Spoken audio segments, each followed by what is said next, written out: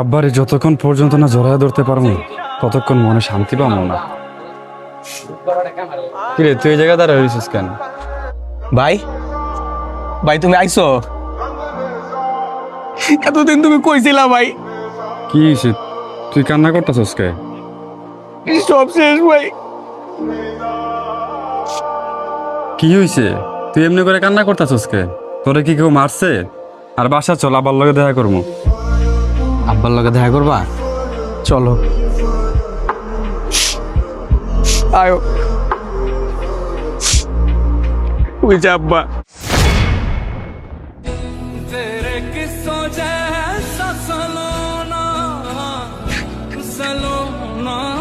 তুমি বাসার থেকে রাগ কইরা যাওয়ার পরে আব্বা পুরো পাগলের মতো হয়ে গেছে গা। সব জায়গায় খালি তোমারে খুঁজে, রাস্তায় যারে পায় তার কাছে যায় জিগায় আমার পোলাটারে দেখছেন? খাওয়া দাওয়া, গোসল, ঘুম সব কিছু বাদ দিয়ে দিছে।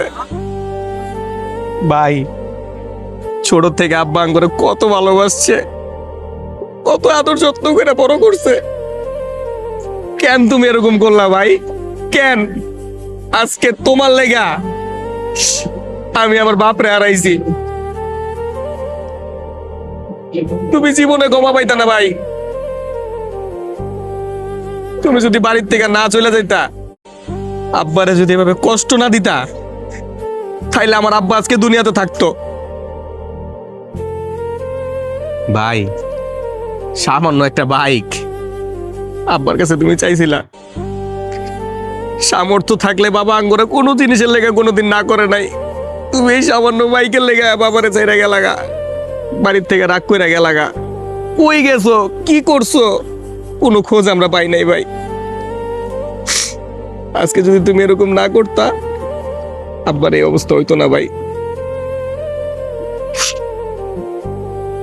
বাপ কি জিনিস এখন বুঝবা। হারায় ফেলছো, আর কান্নাকাটি করলেও পাইবা না ভাই। আমরা তো এতিম হয়ে গেছি ভাই।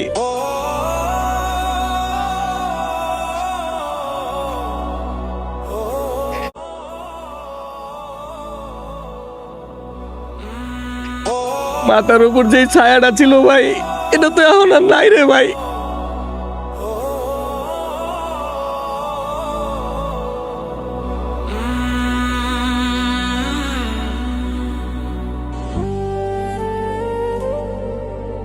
আব্বা ভাইরে, আমি তো আমার ভুল বুঝতে পারছি, কিন্তু অনেক লেট করে বুঝছি।